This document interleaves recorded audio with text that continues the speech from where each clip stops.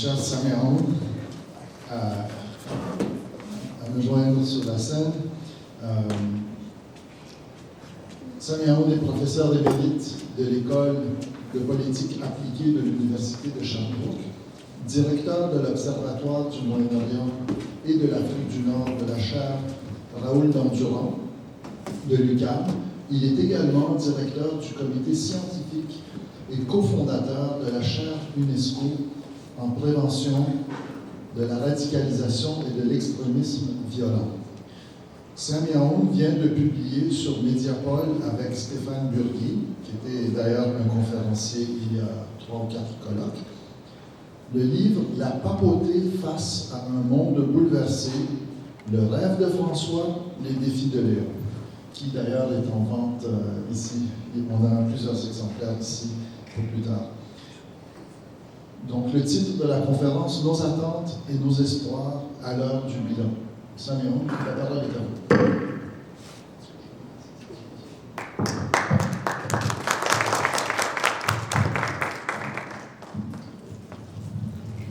Merci infiniment, Joe.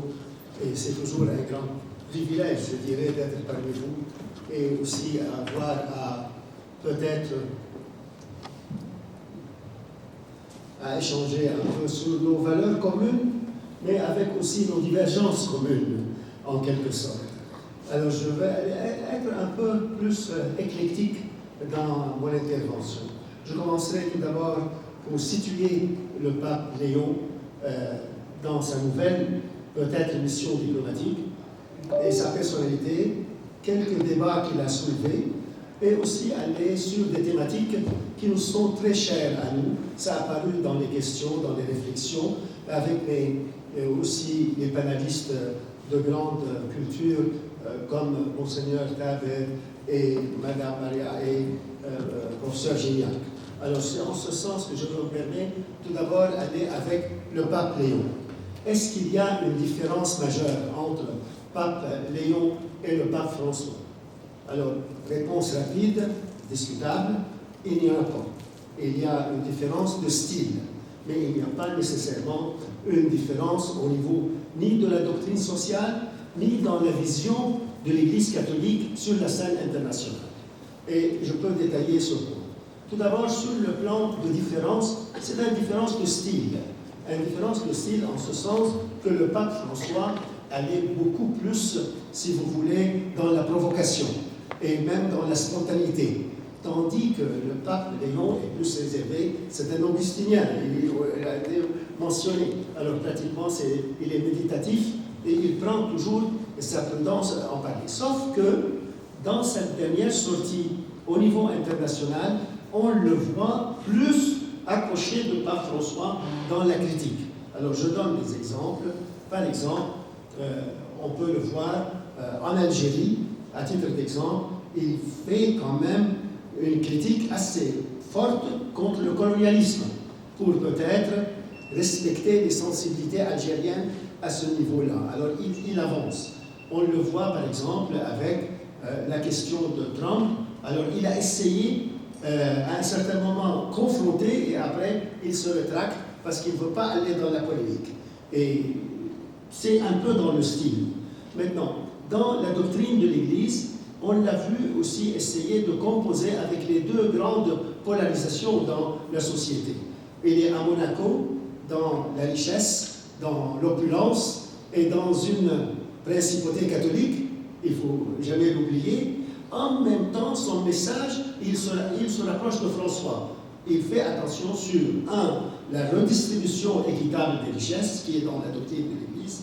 Monseigneur Tabet a mentionné d'ailleurs Léon XIII, qui est Léon Novaro. Alors pratiquement, on est aussi à ce milieu-là, il y a un rapprochement avec Pape François. Deuxième point, non pas simplement la doctrine de l'Église, on le voit aller vers les périphéries. Donc, surtout au Cameroun, surtout en Afrique, en Algérie et ailleurs, comme c'était au Liban, à titre d'exemple. D'ailleurs, le Liban et la Turquie n'étaient pas programmés par Pape Léon, c'était programmé plutôt par Pape François. Alors, ici, on voit les périphéries ressortir, c'est-à-dire avec un commun accord avec Pape François, il ne veut pas super occidentalisation de l'Église. Il veut regarder les périphéries. Et en ce sens, il y a quelque chose de commun. Alors, ce sont simplement quelques exemples rapides, je reviendrai peut-être sur quelques détails. Et allons maintenant dans ce que je considère très important d'après les questions au moins, la question du rapport avec l'islam. Alors on voit que le pape Léon ici, il est assez audacieux de signifier que ce plutôt des illusions de quelques chrétiens de voir l'islam comme menace. Alors, certainement, ce n'est pas partagé. Il va quand même ne pas être sur le même niveau, le même diapason, je dirais, avec la piété populaire, avec les fidèles. Parce que les fidèles n'ont pas nécessairement ce regard, je dirais, idéalisé, peaufiné sur le dialogue élitiste entre théologiens ou entre philosophes et entre chrétiens et musulmans. Tandis qu'au niveau du peuple, on voit dans la question de l'immigration, on voit par exemple que les chrétiens en France, catholiques je veux dire, vivent plus vers la droite dans leur opposition à l'immigration à titre d'exemple. On le voit maintenant aux États-Unis.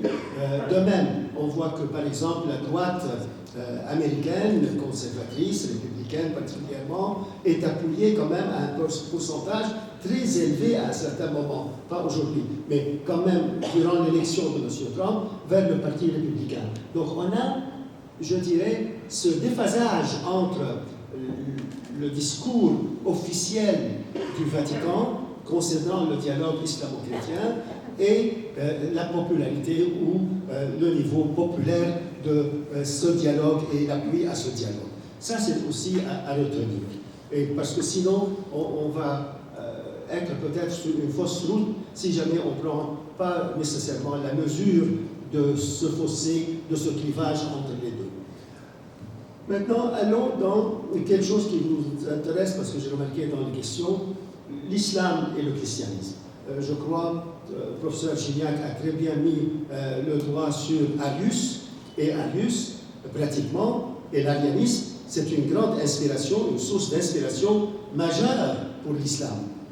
Alors, et à peu près tout ce que Arius a dit, pratiquement, ou d'autres sectes qui ont été expulsés de Nicée ou de Constantinople ou de Chalcédoine, pratiquement, sont reflétés dans l'islam. La question de la divinité de Jésus, la question de la Trinité, malgré que l'islam retombe, si vous voulez, dans une Trinité, dans leur prière d'ailleurs, Bismillah ar-Rahman ar-Rahim. Il y a trois. Il y a trois. Et il y a trois, et c'est trois surtout que Allah, c'est Dieu, Ar-Rahman, c'est Jésus, Ar-Rahim, c'est le Saint-Esprit. C'est connu d'ailleurs dans toute la tradition araméenne, syriaque en ce sens. Alors, le problème du dialogue avec l'islam, il vient à ce point-ci. Est-ce qu'on est d'accord sur des problèmes doctrinaux? Non, pas du tout. Mais aussi, on est aussi conscient qu'il y a quelque chose qui vraiment fait beaucoup de, je dirais, d'amalgame et de mauvaise compréhension et mal compréhension. Comme c'est arrivé avec les luttes christologiques qui sont, comme le professeur Gignac l'a très bien monté, et que ce sont des luttes pratiquement linguistiques et politiques, et non pas nécessairement simplement dans la sphère théologique et doctrinale. Alors, on a à peu près la même chose maintenant entre christianisme et islam. C'est un point que le pape a très bien souligné en Algérie, il a très bien souligné au Liban, en Turquie, même si en Turquie, il n'était pas très vocal, il n'y a pas eu vraiment un grand débat avec les autorités musulmanes sunnites là-bas, pour des raisons politiques ou d'autres, mais pratiquement dans le document sur la fraternité avec le cheikh Al-Azhar, et il y a eu quand même une certaine avance. Mais qu'est-ce qui est où le pape Léon, comme un peu moins peut-être le pape François, a mis le doigt? C'est la question de l'instrumentalisation du religieux dans la politique. Et ça, c'est un grand malheur pour les chrétiens. Nous n'avons plus un christendom, nous n'avons pas des puissances chrétiennes militaires. On le voit maintenant avec Trump, je reviendrai sur ce point. Mais en islam, sur les 56 pays musulmans, pratiquement, il y a une idéologie islamique, qu'elle soit d'un niveau latent, qu'elle soit un peu plus évidente, mais on sait très bien, l'Iran a été quand même mentionné, c'est une puissance qui se fonde sur le Dio de ses mains, le chiisme, et un chiisme particulier, et aussi, comme Monseigneur Tabet l'a dit, a une vision eschatologique, apocalyptique même du monde. Ce que les chrétiens n'ont plus ce point. Et l'autre point qui est important, c'est le déficit de la démocratie dans l'espace arabe et dans l'espace musulman. On n'a pas des expériences réussies comment on pourrait faire une transition démocratique au niveau soit de la laïcité, soit au niveau du respect de la liberté individuelle et de la liberté communautaire. Nous sommes dans un déficit et on a quand même peu avancé dans la période post-indépendance, surtout sur cette question-là. Et on est dans une crise quand même assez sévère à ce point-là. Et où est la crise va apparaître, et ça se comprend dans le dialogue islamo-chrétien, la question de la citoyenneté. La notion de citoyenneté est une notion de la modernité politique, la modernité occidentale, européenne, qui n'a pas pu se concrétiser dans les constitutions comme il faut. Même si ça, peut-être on le mentionne, mais jamais ça a été concrétisé dans les lois, dans la jurisprudence, dans les statuts personnels ou autres. Alors voilà, on a un grand déficit ici sur ce point. Donc on ne peut pas réduire l'échec du dialogue entre musulmans et chrétiens sur une question doctrinale ou une question de sensibilité liturgique ou autre. Non, c'est plutôt dans la gestion de la cité, l'absence de la démocratie, de la modernité, ou sa présence affaiblie ou de façade a joué très mal pour le dialogue islamo-chrétien et la bonne entente en général. L'autre point, j'ai mentionné l'instrumentalisation, pour ne pas trop détailler, le duel Trump et Pape Léon. Alors, qu'est-ce qui se cache dans cette confrontation?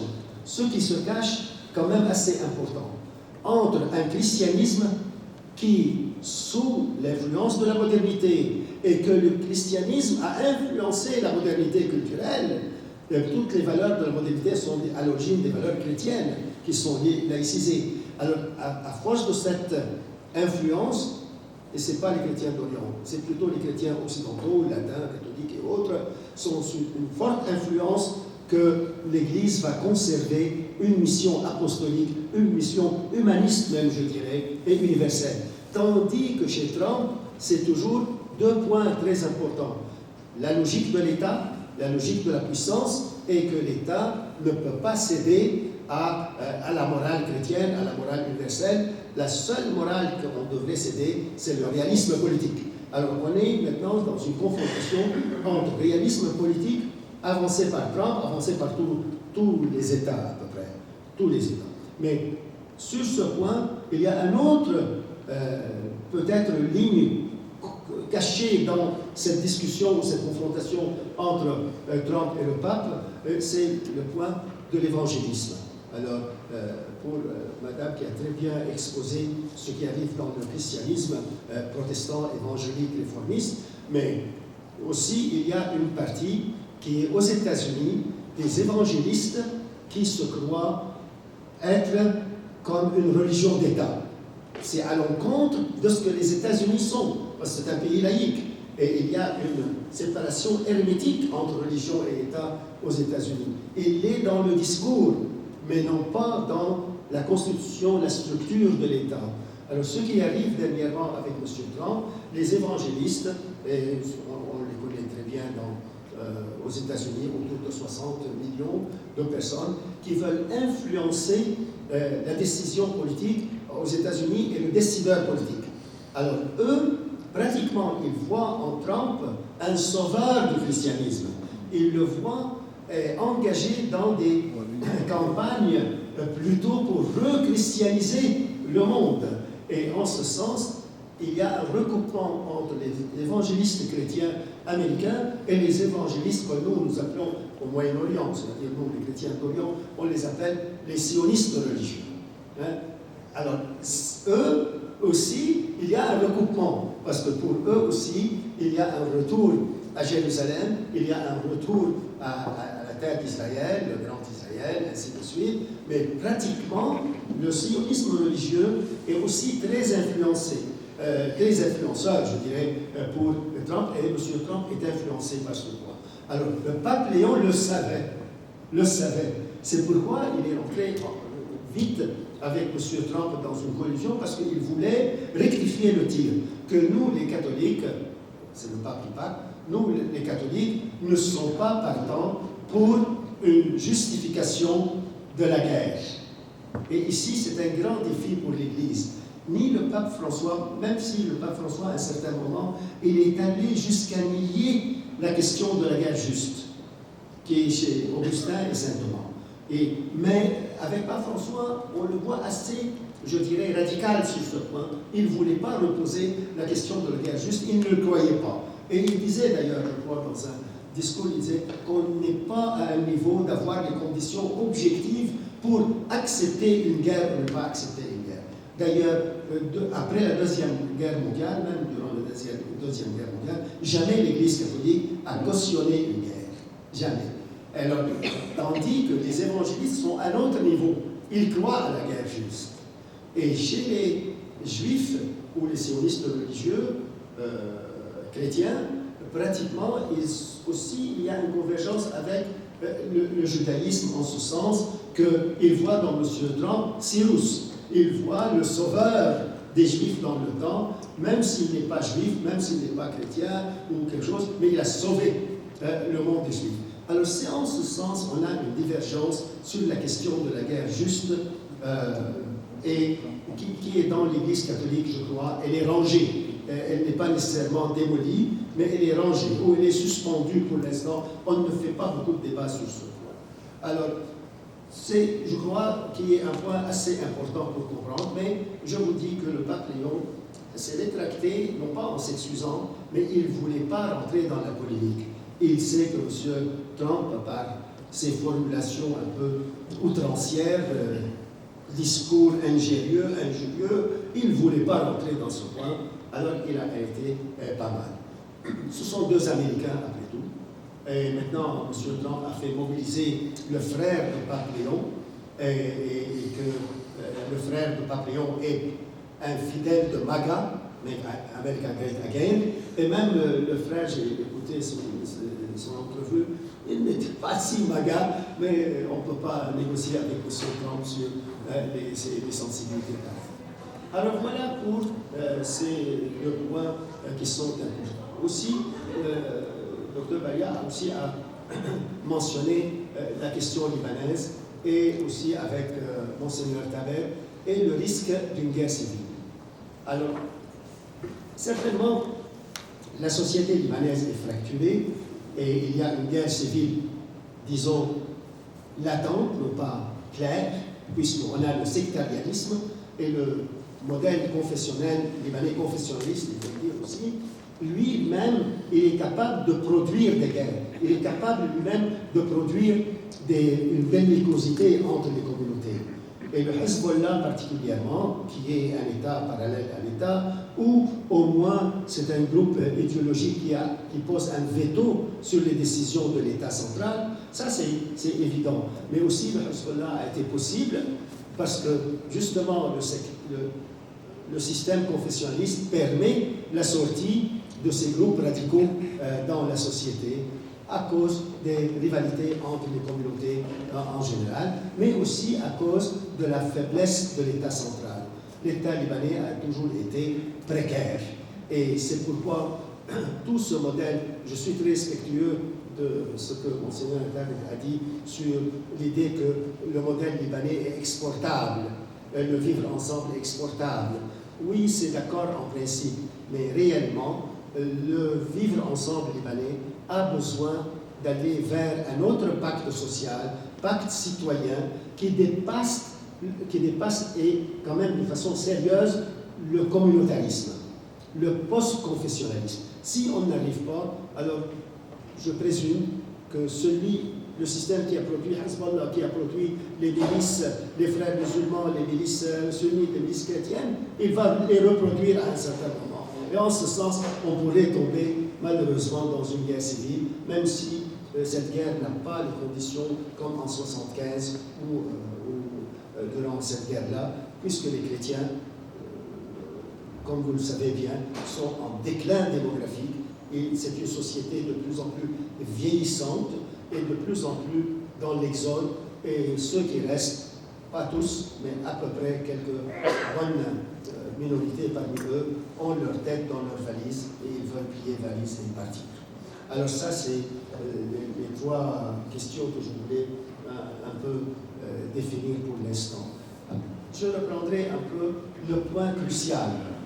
Est-ce qu'il y a un dialogue interculturel, interchrétien, intermusulman, sans prendre en considération la modernité, sans prendre en considération ce qui est l'esprit du siècle, qui est la modernité?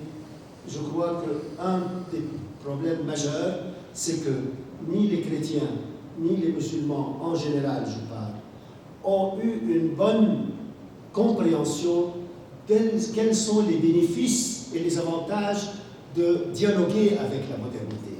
La modernité a été imposée dans cette région soit par le colonialisme, et le pape Léon a essayé de le dire en Algérie, même si personnellement je n'approuve pas peut-être cette nuance qu'il a faite, que après tout c'est la faute à l'Occident. C'est pas la faute à l'Occident, c'est la faute qu'on a manqué un dialogue avec le grand héritage du siècle des Lumières et de la modernité.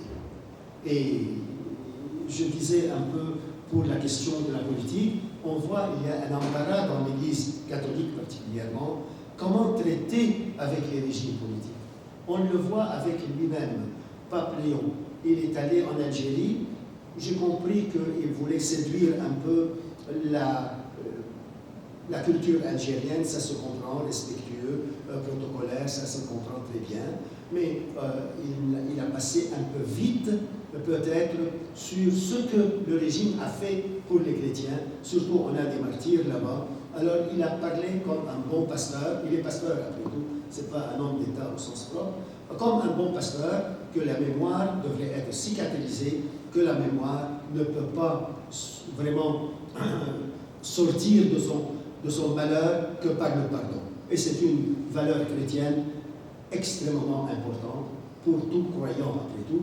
Alors c'est en ce sens qu'il a mis le curseur sur le pardon et non pas sur, par exemple, une mémoire qui devrait être réfléchie ou rétablie d'une façon par le dialogue. Il a allé gommer ça par le terme pardon qui n'est pas nécessairement approprié quand on veut faire la transition d'une société de guerre civile, de guerre lutte anticoloniale ou autre, et que les chrétiens en étaient victimes en ce sens. Et c'est pourquoi le mot croisé est venu dans les questions, parce que oui, en Algérie, la perception que les chrétiens sont plutôt venus avec des croisés, avec l'ingérence européenne et particulièrement française. Et ils voient les missionnaires là-bas comme plutôt un relais de ce colonialisme. Ici, il fallait rétablir un peu, mais c'est un grand enjeu pour les Algériens et qu'ils n'arrivent pas à le dépasser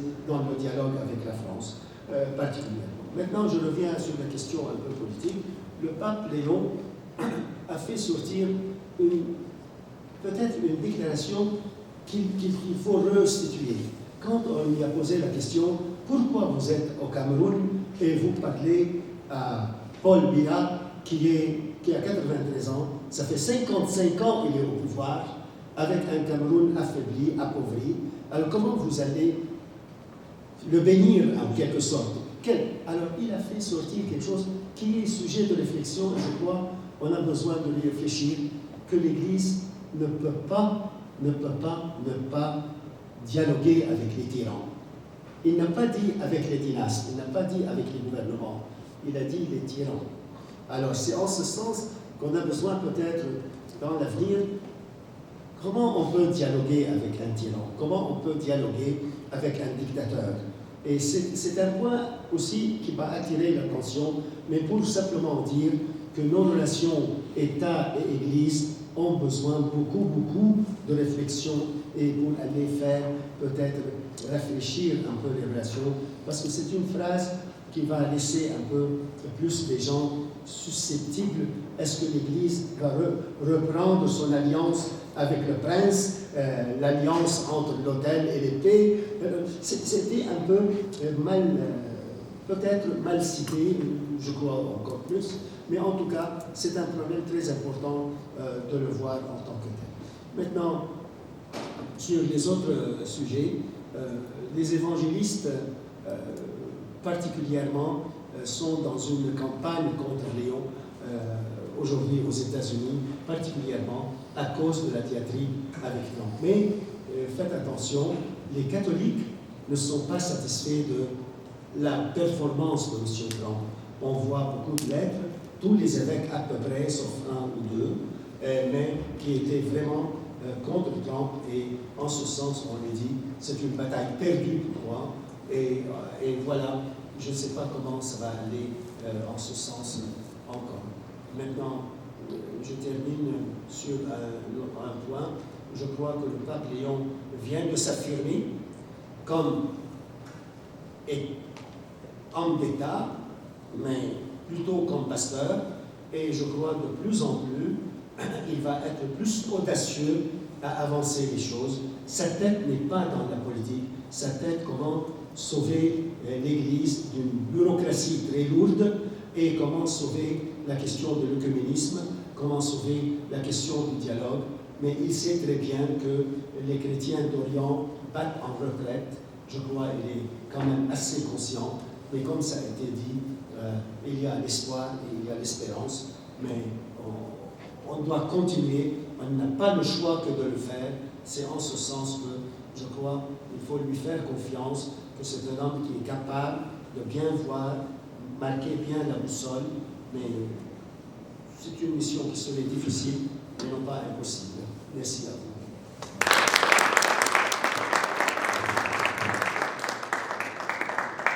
Merci beaucoup, Samy. Toujours éclairant. Je me permets la première question, si ça ne vous dérange pas. J'ai été un peu égoïste aujourd'hui, j'ai toutes les premières questions. Mais j'aimerais vous proposer une petite méditation, parce que moi, vous êtes le 4e conférencier, et moi, ma tête tourbillonne x4. Nous parlons de beaucoup de choses qui se sont passées depuis 1700 ans, 2000 ans. On a plongé dans l'histoire, on a parlé des discussions, des querelles, des disputes, des accords, des échanges, et ainsi de suite. Et moi, je ne peux pas sortir ma tête de 2026. Aujourd'hui, nous faisons face, par exemple, à des défis d'aujourd'hui. La Chine et la désindustrialisation de l'Occident. Et ça, c'est quelque chose auquel je pense beaucoup. La consommation de masse, l'individualisme à outrance. Les jeunes aujourd'hui qui devraient remplir tous les autres sièges sont en train de taponner sur leur téléphone à la maison maintenant parce que c'est plus intéressant de regarder YouTube. Il y a l'intelligence artificielle. Moi, ma fille est ici. Quels seront les emplois dans l'intelligence artificielle? Alors, pour ramener ça au sujet du jour, je voulais vous poser, vous qui comprenez à fond la géopolitique et qui avez beaucoup étudié tout ce qui est concile de Nicée à la lumière de ce qu'on a entendu aujourd'hui. Face à tous ces défis d'aujourd'hui, est-ce que toutes ces réflexions, toute cette sagesse qui ressort des discussions de tous ces évêques et de tous ces grands hommes et grandes femmes, est-ce qu'elle peut nous informer? Est-ce qu'elle peut nous donner des pistes de solutions pour les défis d'aujourd'hui? Oui, c'est-à-dire, si on parle de l'institution Église, ce n'est pas un ensemble de technocrates, ce n'est pas à eux. Ce qui est possible, c'est de mettre des valeurs, mettre des priorités. Par exemple, on a parlé des drones qui ont tué à Beyrouth. Alors ici, comment l'Église pourrait penser une morale selon les fondements de la guerre asymétrique et la guerre hybride. On n'a pas vraiment une réflexion très avancée comment on pourrait vraiment comprendre que la technologie peut être anti-humaniste. Et en ce sens, elle peut être aussi meurtrière. Alors oui, pour la guerre asymétrique, ça a été, Monseigneur Tabet a essayé de répondre dans le temps qu'il était alloué à lui, mais est-ce que, parce qu'il y a une guerre asymétrique, alors toute la morale classique tombe, ou on a une autre moralité à avancer? Par exemple, pour la question de l'intelligence artificielle, j'ai vu dans les journaux comme vous que le responsable Altman vient de s'excuser parce qu'il a vu sur les réseaux, son équipe a vu que cette fille est suicidaire et elle va commettre un grand crime, et il n'a pas alerté la police pour des raisons déontologiques, pour des raisons qu'il veut sauver l'intimité de cette meurtrière. Alors aujourd'hui, il s'est excusé. Donc l'Église pourrait rentrer là-dedans et dire un mot. Elle ne peut pas imposer sa façon de voir, mais nous serons toujours une référence morale, spirituelle, philosophique, qui est capable de penser la citoyenneté, de penser notre société. Et je crois, pratiquement, de plus en plus, on est dans ce mandat. Et hier, j'ai vu, par exemple, une critique contre notre Premier ministre Mark Carney. On lui reprochait à Radio-Canada, dans les entretiens, que lui, il est catholique et il insiste chaque dimanche, quand il est à Ottawa, d'aller à l'église Saint-Peter's dans le downtown de Ottawa.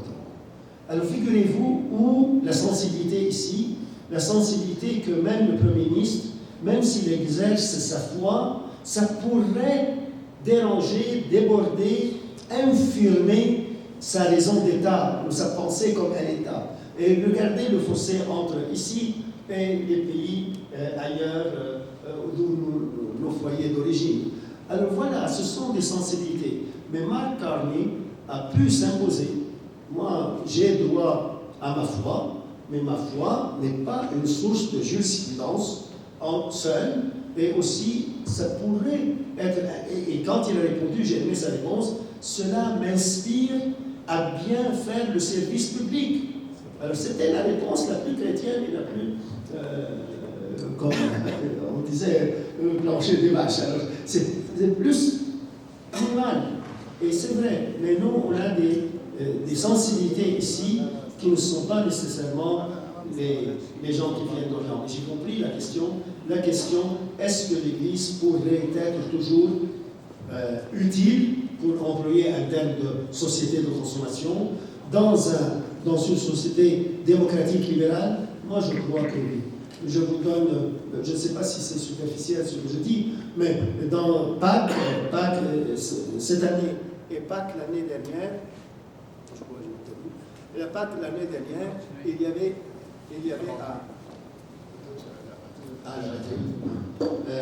on a eu, ville de Québec, seul quelques 200 baptêmes pour des adultes. En France, il y avait 17 000 en général. Alors oui, il y a certainement un sursaut, un retour, mais ce qui nous inquiète, est-ce que ce retour, ça devrait inquiéter aussi l'Église, est-ce que c'est un retour politisé ou un retour spirituel? Difficile à faire la différence, très difficile. Mais je crois que, oui, si j'ai bien compris, le sens de la vie, une quête du sens de la vie est toujours possible avec le christianisme. Et je crois, peut-être c'est à mon âge comme ça, mais je crois que le christianisme a toujours un mot à dire dans les difficultés de la vie quotidienne, au niveau individuel, au niveau familial, au niveau sociétal. Alors oui, je le crois. Maintenant, est-ce qu'on va revenir une idéologie de l'État? Jamais de la vie. Est-ce qu'on va être l'idéologie dominante, jamais de la vie. Nous devons apprendre à être une bonne minorité, bienveillante, bien soucieuse du bien commun, et c'est déjà beaucoup.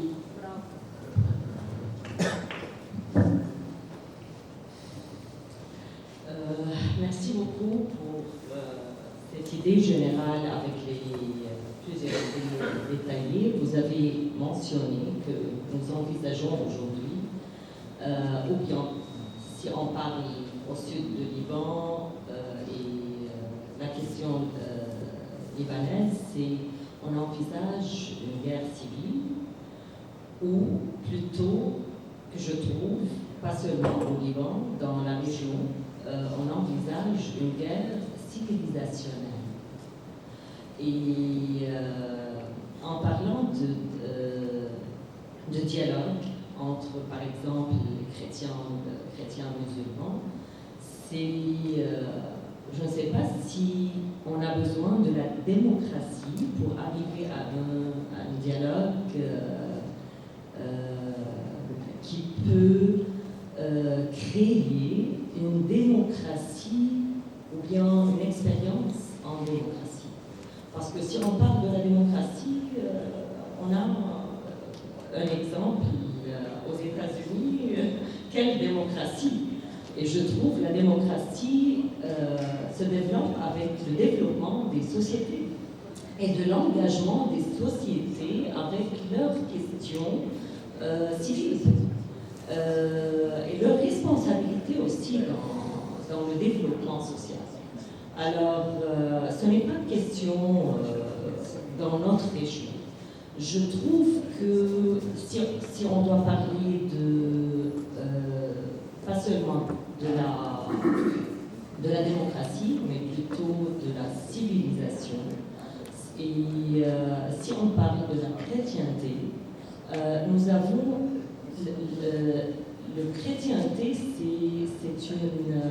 c'est un mode de vie et qui se base sur le respect de l'autre. Et sur ça, sur ce point-là, on transcende on transcende les différences entre les civilisations pour respecter l'autre. Et c'est ça le point qui se base vers un dialogue qui fait une équivalence. Alors, est-ce qu'il y a une équivalence dans ce dialogue, qui se déroule chez nous ou bien chez les autres? Alors, moi, je trouve la question, ce n'est pas lié avec telle société ou une région, mais c'est dans les accumulations des civilisations qui est liée dans notre race civilisation. Et si j'ai bien saisi, et merci beaucoup, si j'ai bien saisi, non, la démocratie va rester centrale. Parce que si jamais on pense à un dialogue islamo-chrétien ou un dialogue interculturel, il faut le faire sans contrainte de la majorité. Il faut le faire dans un état de droit. Un état de droit, ça peut aider beaucoup à la bonne réflexion, que le chrétien ne se sente pas sous contrainte, il n'est pas un zimmi, mais il est plutôt à égalité citoyenne, ça lui libère, ça l'affranchit. Ainsi pour le musulman. Alors la démocratie est importante, mais si j'ai bien saisi, dans notre région, le Levant, comme on a dit, le Proche-Orient, la Grande Syrie, cette partie-là, on a un problème majeur. Il y a une tendance forte aujourd'hui du fait qu'il n'y a pas une démocratie, qu'il n'y a pas une bonne entente. Les gens cherchent ce qu'on appelle le fédéralisme communautaire, Hilf al-Aqalliyat, l'alliance des minorités. L'alliance des minorités, c'est une façon de se départir de l'épreuve de la démocratie, du dialogue démocratique, citoyen, pour aller faire une Hilf al-Aqalliyat, alliance des minorités. Et cette alliance des minorités est catastrophique.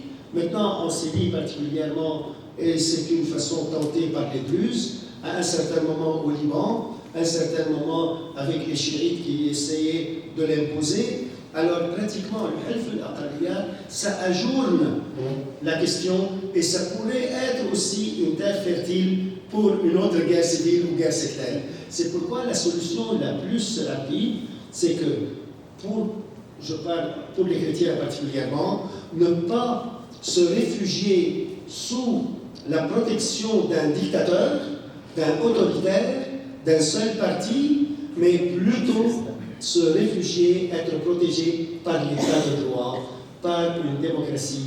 Et en ce sens, comme au Québec, il y a toujours dialogue citoyen, il y a dialogue interculturel, il y a un dialogue interreligieux. Les trois vont ensemble. Mais nous avons la garantie que cela se fait sans se référer aux armes, sans se référer à la culture de la haine, à l'excommunication.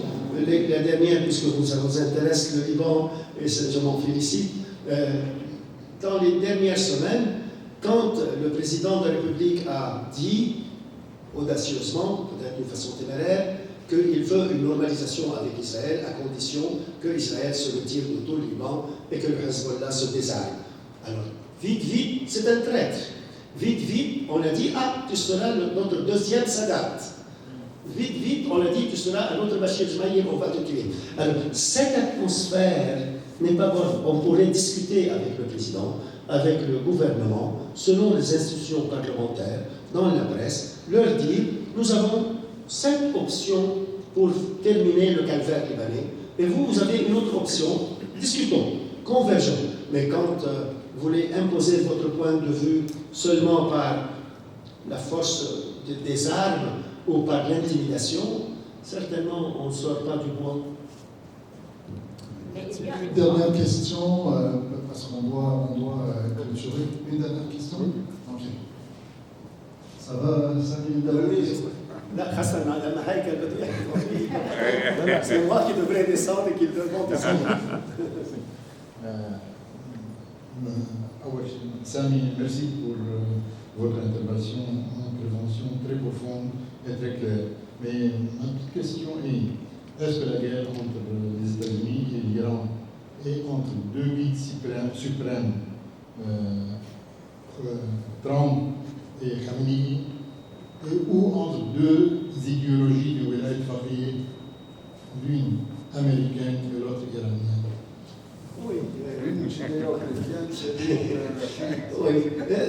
Je retiens un point. C'est une guerre entre deux puissances avec des ambitions impériales. Alors, vous avez un impérialisme avec le khoménisme qui est couplé par un impérialisme des Pahlavis. Les Pahlavis aussi, n'oublions pas, c'est un empire. Alors, ils ont fait, les Iraniens, d'une façon très astucieuse, un chérisme impérial, ou ce qu'on dit exportation de la révolution, ils l'ont couplé par un nationalisme persan.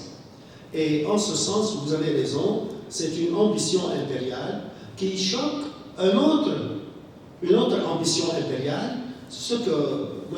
Trump essaie d'exécuter, c'est d'amener dans sa zone d'influence impériale, l'hémisphère sud.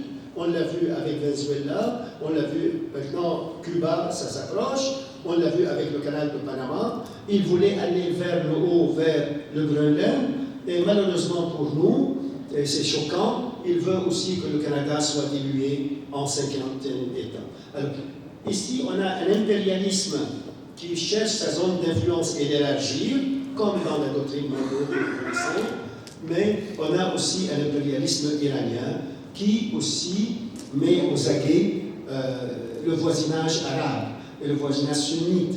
Et dernièrement, dans la guerre, on a très bien vu que 80% des missiles à courte et à moyenne rangée ont ciblé les pays arabes, les pays du Golfe, et non pas Israël. Et ça, c'est malheureux, et ça va peut-être aggraver le fossé entre les deux à un certain moment. Aussi, un autre point qui est important, on ne sait pas quel jeu veulent les Américains faire. On sait qu'est-ce que Israël veut. Israël, pratiquement, un objectif suprême, faire tomber le régime, Un autre objectif, si c'est possible, faire un morcellement de l'Iran selon les ethnies, les Azaris, les Kurdes, les Banouches, les Arabes, je parle arabe, tout le littoral de détroit d'Ormuz, du côté iranien, ce sont des Arabes, l'Ahwaz. Et de l'autre part, c'est aussi des Arabes. Alors on ne sait pas quel serait le niveau. Pour les Iraniens, c'est clair. Un chaos iranien, chute de régime, c'est clair dans l'esprit, même s'ils ne peuvent pas le faire seuls. Pour les Américains, non. Garder l'entité iranienne bien serrée, parce qu'ils craignent une balkanisation, et la balkanisation peut toucher leurs intérêts, et ils permettent à la Chine d'avancer et de consolider sa position en Iran, ce qu'ils ne veulent pas. Donc c'est une guerre américano-iranienne, et américano-chinoise encore, et pour les Arabes, c'est une guerre de survie, parce que si jamais ces deux impérialismes gagnent, on se demande où est le bloc arabe, où est le pôle arabe qui va défendre les intérêts de ces populations.